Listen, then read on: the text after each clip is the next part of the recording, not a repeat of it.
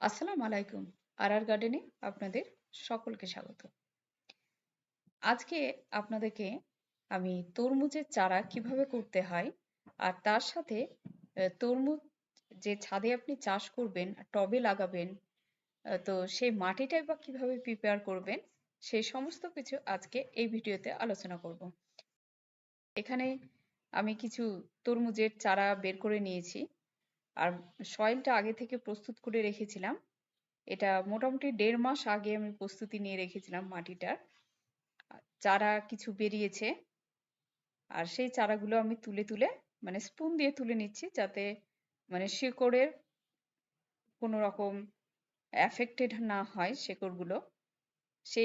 ভাবেই কিন্তু আমি তুলে নিয়ে লাগিয়ে দিচ্ছি। আর মাটিটা তৈরি যেভাবে করেছি সেটাই আপনাদেরকে আমি ফার্স্ট বলবো। মানে লতা জাতীয় গাছে প্রচুর পরিমাণে খাবার লাগে আর খাবারটা আপনাকে মাটিতেই দিয়ে রাখতে হবে। আমরা তো গাছ বড় হওয়ার পরে খাবার দেব, কিন্তু তার আগে যে মাটিতে বসাবো সেখানে একেবারে পারফেক্ট খাবার দরকার। তো এই বেশ কয়েকটা আমি জায়গা নিয়েছি, টব আর ছোট সাইজের বালতি, বড় সাইজের বালতি। যেগুলো বড় সাইজের আছে সেগুলোতে আমি ২টো করে চারা দিচ্ছি আর ছোট সাইজ যেগুলো ১০ থেকে ১২ ইঞ্চির টব সেগুলোতে আমি একটা একটা করে দিচ্ছি। যে কোনো ছোট জায়গাতেই তরমুজ হয়ে যায় যদি আপনি ঠিকঠাক খাবার দিতে পারেন। তো এখানে আমি মাটিটা কিভাবে করেছিলাম সেটা আগে বলি। যে এই বালতিগুলো টবগুলোতে সবগুলোতে যত রকমের আর কি সবজি খোসা টোসা ছিল কিচেন থেকে যেসব সবজি খোসাগুলো আমার বেরিয়েছিল প্রত্যেক দিনে ডে বাই ডে নিয়ে এসে আমি বালতি আর টবগুলোকে ভর্তি করে ফেলেছিলাম। তাতে ডিমের খোসাও ছিল, পাকা কলার খোসা, পেঁয়াজের খোসা, মানে এভরিথিং, ফল থেকে শুরু করে শাক সবজি যার খোসা সব দিয়ে আর বালতিগুলোকে আমি ভরিয়ে ফেলেছিলাম। আর তার সাথে দিয়ে দিয়েছি খোলের গুঁড়োও দিয়ে দিয়েছিলাম উপরে। আর কিছুটা দিয়েছিলাম আমার তৈরি হওয়া ভার্মি কম্পোস্ট সার। এটা দিয়ে একেবারে পচাতে দিয়ে দিয়েছিলাম আর উপরে একটুখানি মাটির লেয়ার দিয়েছিলাম। ১.৫ মাস মতো আমি পচাতে দিয়েছিলাম। পচানোর পরে আমি সামান্য একটু ফুরাডান বিষ মানে আহ, একটা টিস্পুনের মানে ৪ ভাগের ১ ভাগ প্রত্যেকটা বালতিতে আমি ছিটিয়ে দিয়েছি, টবেও ছিটিয়ে দিয়েছি। তার উপরে এবার লেয়ার দিয়ে রেডি করে ফেলেছি। মানে মাটিটা টোটালি রেডি হয়ে গেছে। তলে যেসব পোকাগুলো হয়েছিল তারাও মানে খেয়ে খেয়ে ডিকম্পোজ করে ফেলেছে। ফেলে মাটিটা একবারে কম্পোস্ট সার হয়ে গিয়ে রেডি হয়ে গেছে। এই মুহূর্তে আর উপরে আর একটা চারা লাগানোর জন্য আর একটা লেয়ার দিয়েছি। লেয়ার দিয়ে গাছগুলো আমি বসিয়ে দিচ্ছি, মানে বেবি চারাগুলো। তো বেবি চারাগুলো আমি তৈরির জন্য এখানে আগে থেকেই এই জায়গাটাতে আমি রেখেছিলাম। এই জায়গাটা একটা চালনির মধ্যে রেখেছি আর মাটিটা একটু ভেজা ভেজা যাতে থাকে সেই রকম করে রেখেছিলাম। আর চারাটা আমি তৈরি করেছি এইভাবে যে যে কোনো বীজ থেকে যখন আপনি চারা করবেন বীজগুলো অবশ্যই রোদে দেবেন। মানে মিনিট ১০ মতো রোদে রাখবেন। রোদে রাখার পর সেই বীজগুলোকে আমি ২৪ ঘন্টা ভিজিয়ে রেখেছিলাম। তারপরে ভেজানো জল থেকে তুলে নিয়ে আবার ফ্রেশ জল দিয়ে ধুয়ে আমি এই জায়গাটায় এবার লাগিয়ে দিচ্ছি। আর আগেকার দুটো এখনো চারা আছে। আর একটা বালতিতে আমি মাটি প্রসেসিং করতে দিয়েছি, এখনো চলছে।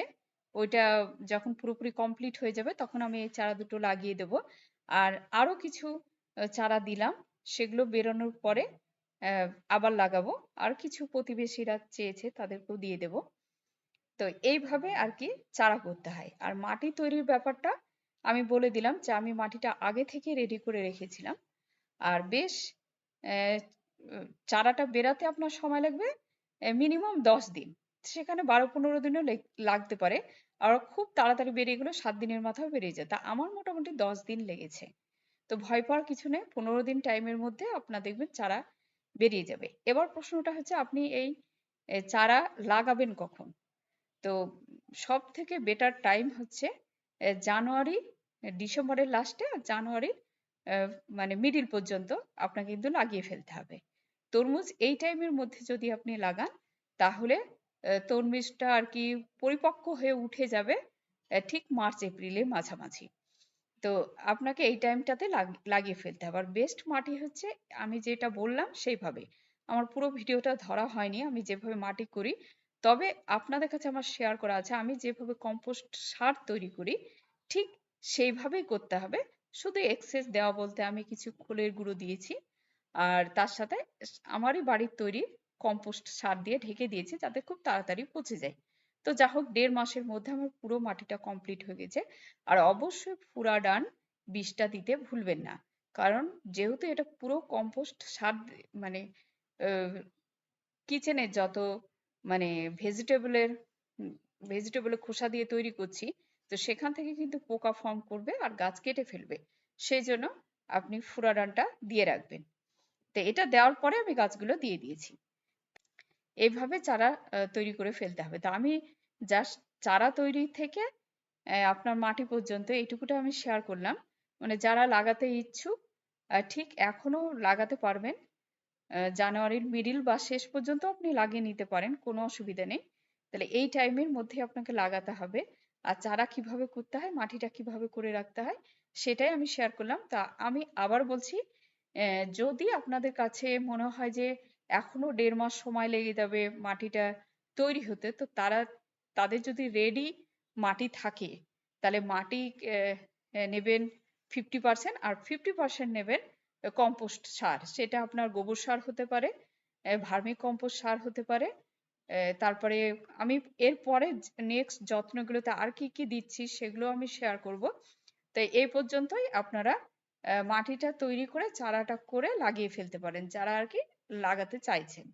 হয় গোবর সার না হয় কম্পোস্ট সার দিয়ে 50-50 অনুপাতে মিশিয়ে নিয়ে তৈরি করে ফেলুন। আর 50 যদি বেশি কম্পোস্ট সার দিতে পারেন তো আরো ভালো হয়। মানে মাটির থেকে একটু কম্পোস্টের ভাগটাই বেশি দেবেন, তাহলে কিন্তু তরমুজের গাছ ভালো হবে।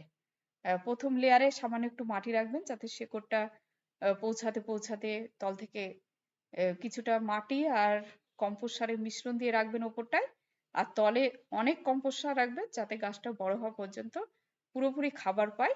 আর তারপরে তো আবার যত্নের সময় খাবার দেওয়া হবে, সবগুলো শেয়ার করব। তো যারা লাগাতে ইচ্ছুক এইভাবে লাগিয়ে ফেলুন। এখানেই শেষ করছি। সুস্থ থাকুন, ভালো থাকুন। পরবর্তী ভিডিওতে আবার আপনাদের সাথে দেখা হয়ে যাবে ইনশাল্লাহ।